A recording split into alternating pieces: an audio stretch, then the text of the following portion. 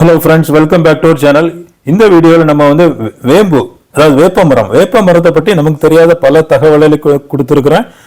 மேலும் வேப்ப மரத்தின் மருத்துவ பயன்கள் அதாவது வேப்பம்பூ, பழத்திலிருந்து கிடைக்கக்கூடிய விதை, வேப்பெண்ணெய், வேப்பம் பட்டை இதனுடைய மருத்துவ குணங்களையும் ஃபுல் டீடைல்டா கொடுத்திருக்கிறேன். வீடியோவை ஸ்கிப் பண்ணாம கடைசி வரைக்கும் பாருங்க ஃப்ரெண்ட்ஸ். இது வரைக்கும் நம்ம சேனல்ல சப்ஸ்கிரைப் பண்ணலாம். Please subscribe. Let's enter into the video.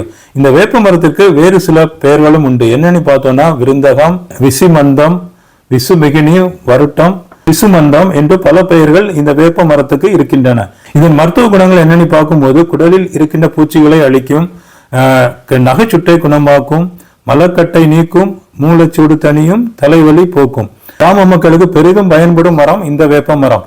இதனை ஆதிசக்தி மூலிகை என்றும் பராசக்தி மூலிகை என்றும் சித்தர்கள் வழங்கியுள்ளனர். வேம்பின் இலை, பூ, பட்டை, வேர், விதை அனைத்துமே மருத்துவ பயனுடையவை. வேப்பமர காட்டினால் காற்றில் பரவும் நோய் கிருமிகளை அழித்துவிடும். வேப்பிலை மிகுந்த பயனுடையது.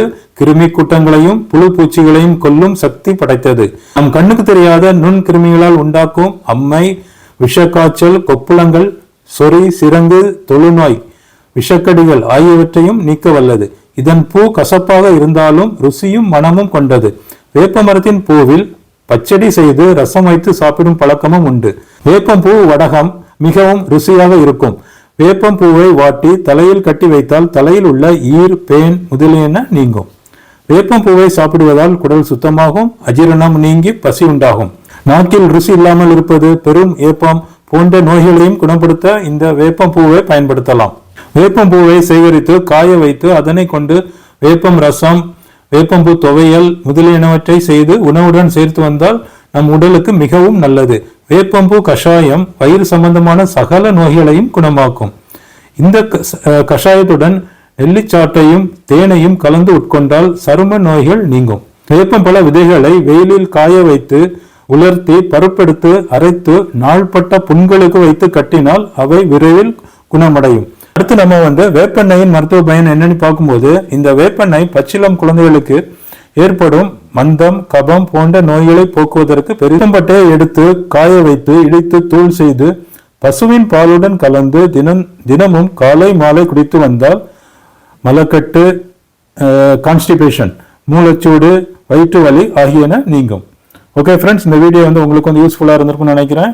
நீங்க ஹோம் ரெமெடிஸ் எதையும் நீங்க ட்ரை பண்றதுக்கு முன்னாடி நீங்க எந்த ஒரு டிசீஸுக்கும் நோய்க்கும் ட்ரீட்மெண்ட் எடுத்துட்டு இருந்தீங்கன்னா ஹோம் ரெமெடிஸை ட்ரை பண்றதுக்கு முன்னாடி உங்களுடைய மருத்துவரனுடைய ஆலோசனையை கேட்டுட்டு தான் எந்த ஒரு ஹோம் ட்ரீட்மெண்ட்டையும் ட்ரை பண்ணணும். ஜஸ்ட் லைக் தட் எந்த ஒரு வீடியோஸை மட்டும் பார்த்து நீங்க ஹோம் ரெமெடிஸ்ன்னு சொல்லி ட்ரை பண்ணக்கூடாது. அது சம்டைம்ஸ் பெரிய ஆபத்தில் கொண்டு போய் விட்டுரும்.